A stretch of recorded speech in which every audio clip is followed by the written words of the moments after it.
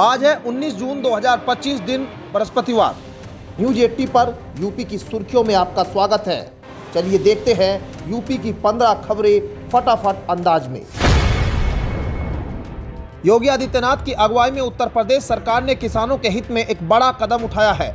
राज्य सरकार ने जायद सीजन की प्रमुख फसलों मूंग और मूंगफली की न्यूनतम समर्थन मूल्य पर खरीद शुरू कर दी है। यह खरीद प्रदेश के सभी 75 जिलों में मूंग और 15 जिलों में मूंगफली के लिए निर्धारित की गई है।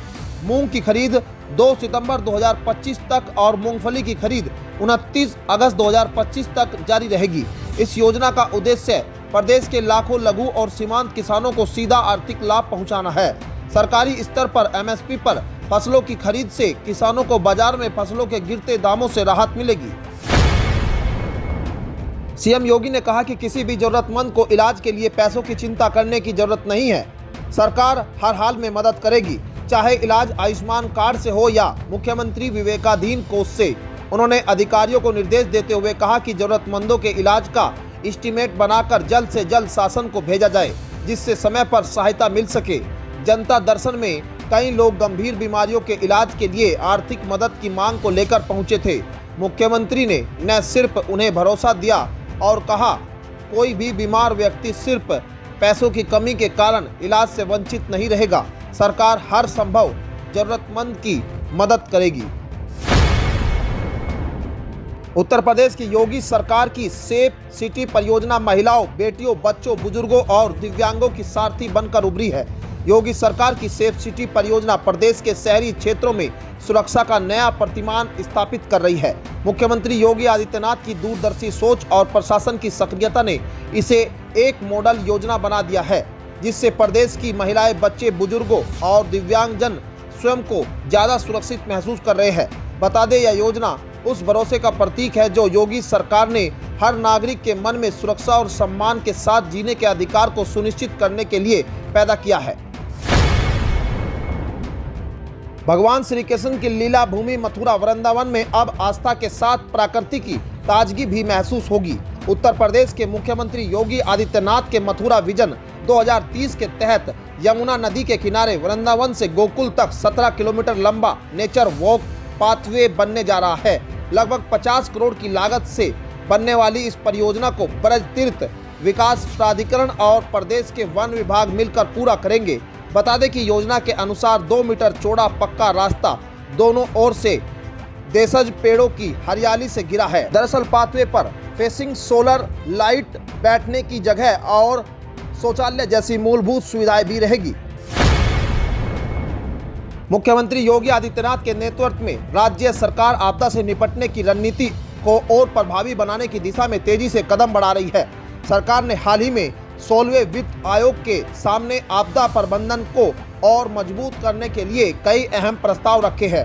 राज्य आपदा राहत कोष और राज्य आपदा मोचन कोष के नियमों में भी कई बदलाव के प्रस्ताव शामिल है, ताकि आपदा प्रभावित लोगों को तुरंत और बेहतर सहायता प्रदान की जा सके। सरकार की ओर से रखे गए प्रस्ताव में राज्य द्वारा अधिसूचित आपदाओं जैसे गर्मी की लहर, बारिश, तूफान, डूबने जैसी घटनाओं को राष्ट्रीय आपदा सूची में शामिल करने की बात कही है। उत्तर प्रदेश में बन रहे गोरखपुर लिंक एक्सप्रेसवे का निर्माण कार्य पूरा हो चुका है और अब राज्य के मुख्यमंत्री योगी आदित्यनाथ आने वाली 20 जून को इसे जनता को समर्पित करने जा रहे हैं। उत्तर प्रदेश सरकार द्वारा दी गई जानकारी में कहा गया है कि उत्तर प्रदेश के गोरखपुर लिंक एक्सप्रेसवे केवल रफ्तार के साथ आवागमन सुगमता का ही जरिया नहीं, बल्कि इस एक्सप्रेसवे पर सड़क व यात्री सुरक्षा के भी बेहतर इंतजाम रहेंगे। यूपी सरकार के बयान में कहा गया है कि यात्री सुरक्षा के लिहाज से गोरखपुर लिंक एक्सप्रेसवे के लोकार्पण के दिन 20 जून को मुख्यमंत्री सुरक्षा फ्लीट को हरी झंडी दिखाकर रवाना करेंगे। दिल्ली सहारनपुर नेशनल हाईवे का बागपत से शामली तक दोबारा से डमरीकरण होने जा रहा है। दरअसल इसके लिए एनएचआई ने 170 करोड़ रुपए का टेंडर जारी किया है, जो अंतिम चरण में पहुंच चुका है।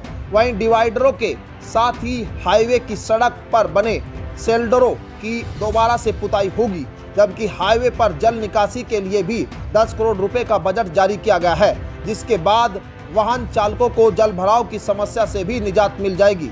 दिल्ली सहारनपुर नेशनल हाईवे पर बागपत की सीमा डूडाहेड़ा से शुरू होती और ककड़ीपुर सीमा का अंतिम चेक पोस्ट है। इसके बाद शामली का क्षेत्र शुरू हो जाता है।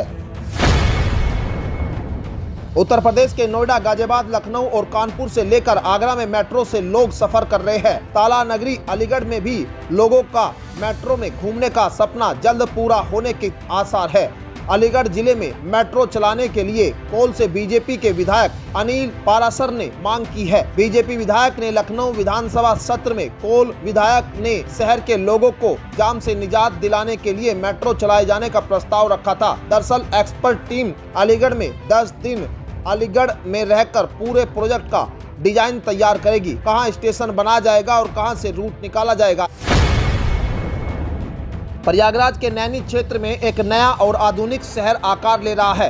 प्रयागराज विकास प्राधिकरण द्वारा शुरू की गई नव प्रयागम योजना अब तेज रफ्तार पकड़ चुकी है। 2010-2011 में प्रस्तावित इस योजना के तहत 26 हेक्टेयर से अधिक क्षेत्रफल में एक न्यू टाउनशिप विकसित की जा रही है, जो आने वाले समय में लगभग 50,000 लोगों के लिए आवास का इंतजाम करेगी। अब तक 7 करोड़ रुपए खर्च कर सड़कें तैयार की जा चुकी है और 20 करोड़ की लागत से सड़क व जल निकासी से जुड़ा काम प्रगति पर है। पीडीए के मुख्य अधिशासी अभियंता के मुताबिक यह टाउनशिप पूरी तरह से आधुनिक सुविधाओं से युक्त होगी। दिल्ली गुरुग्राम एक्सप्रेसवे की हालत सुधारने के लिए निविदा जारी कर दी गई है और जुलाई से मरम्मत कार्य शुरू होने की उम्मीद है। एक्सप्रेसवे की सुरक्षा और मरम्मत पर ध्यान दिया जाएगा। गुरुग्राम के हिस्से में सर्विस लेन और मुख्य मार्ग दोनों की मरम्मत की जाएगी। अवैध कट और रेलिंग की समस्या को भी दूर किया जाएगा। दरअसल अगले 2 सालों में सभी समस्याओं को दूर करने का लक्ष्य है। इस तरह जुलाई में जमीनी स्तर पर काम शुरू हो जाएगा। एक्सप्रेसवे की मरम्मत से लेकर सभी सुरक्षात्मक व्यवस्था के ऊपर जोर दिया जाएगा ताकि हादसे कम हो। एक्सप्रेसवे धौला कुआं के नजदीक से लेकर खेड़की धौला टोल प्लाजा तक है। यूपी सरकार स्वास्थ्य सेवाओं को बेहतर बनाने और देश को मेडिकल डिवाइस निर्माण का हब बनाने की दिशा में लगातार काम कर रही है। दरअसल इसी क्रम में अब यमुना एक्सप्रेसवे औद्योगिक विकास प्राधिकरण ने ग्रेटर नोएडा के सेक्टर 28 के मेडिकल डिवाइस मैन्युफैक्चरिंग यूनिट्स के लिए नई स्कीम शुरू की है। इस स्कीम के तहत 21 प्लाट्स का आवंटन किया जाएगा। इनमें 1000 वर्ग मीटर के 16 प्लाट्स और 2100 वर्ग मीटर के 5 प्लाट्स शामिल है।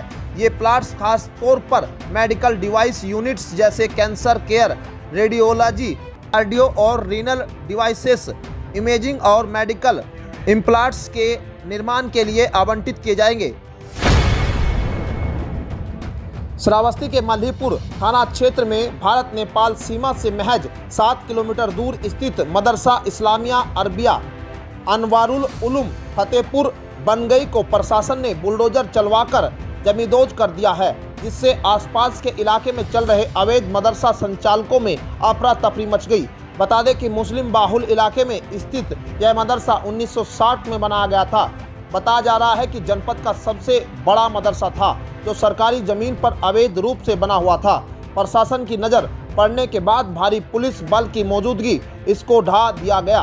प्रशासन की कार्रवाई के बाद गैर मान्यता प्राप्त मदरसों के संचालकों में खलबली मच गई है। कानपुर नगर के मुख्य चिकित्सा अधिकारी डॉक्टर हरिदत्त नेमी एक बार फिर से सुर्खियों में है। इस बार उन्होंने एक ऐसा काम किया है जो पूरे प्रदेश में काफी चर्चा का विषय बन गया है। कानपुर नगर सीएमओ ने अपने कार्यालय में वास्तुशास्त्र के अनुसार एक ऐसा बदलाव किया है जिसकी चर्चा पूरे शहर में हो रही है। उन्होंने अपने कार्यालय में मुसीबत को टालने के लिए कुर्सी का स्थान बदलते हुए उस पर गेरुआ रंग का तौलिया बिछाया, जिससे वास्तु के हिसाब से सकारात्मक ऊर्जा का प्रतीक माना जा रहा है कि डॉक्टर हरिदत्त नेमी ने हाल के विवादों और अपने खिलाफ लगे आरोपों और मुसीबतों को टालने के लिए वास्तुशास्त्र का सहारा लिया। उत्तर प्रदेश सरकार ने सरकारी खरीद के क्षेत्र में एक नया कीर्तिमान स्थापित किया है। सरकारी ई मार्केट प्लेस पोर्टल के जरिए सबसे ज्यादा खरीद करने वाला प्रदेश अब यूपी बन गया है। मुख्यमंत्री योगी आदित्यनाथ के नेतृत्व में प्रदेश सरकार ने पारदर्शी, दक्ष और डिजिटल खरीद प्रणाली को तेजी से अपनाया है। दरअसल इसका असर यह हुआ कि साल 2020 से 2025 के बीच यूपी ने जीईएम पर 65,227 करोड़ से ज्यादा की खरीद की है। इस ऐतिहासिक प्रदर्शन पर केंद्र सरकार ने यूपी सरकार की जमकर तारीफ भी की। केंद्रीय वाणिज्य और उद्योग मंत्री पीयूष गोयल ने मुख्यमंत्री योगी आदित्यनाथ को पत्र लिखकर उनके प्रयासों की प्रशंसा की है। उत्तर प्रदेश में मौसम एकदम पलट गया है। प्रदेश में कई हिस्सों में जमकर बारिश हुई, जिससे गर्मी अब छूमंतर होने लगी है। 2 दिनों में तापमान में काफी गिरावट आई है। दरअसल इस बीच मौसम विभाग ने एक अच्छी खबर दी है। बता दें कि इस बार समय से पहले मानसून यूपी में दस्तक देने जा रहा है। 19 जून से मानसून सक्रिय हो जाएगा। आने वाले दिनों में प्रदेश के तमाम हिस्सों में गरज चमक के साथ झमाझम बारिश होगी। पूर्वी यूपी के कई इलाकों में भारी से भारी बारिश होने की चेतावनी दी गई है। मौसम विभाग के मुताबिक पश्चिम यूपी में कई जिलों में कई स्थानों पर गरज चमक के साथ बारिश होने का येलो अलर्ट जारी किया गया है। तो ये थी आज की 15 फटाफट खबरें। अगर आपको वीडियो पसंद आया तो वीडियो को लाइक, शेयर व कमेंट जरूर करें। धन्यवाद।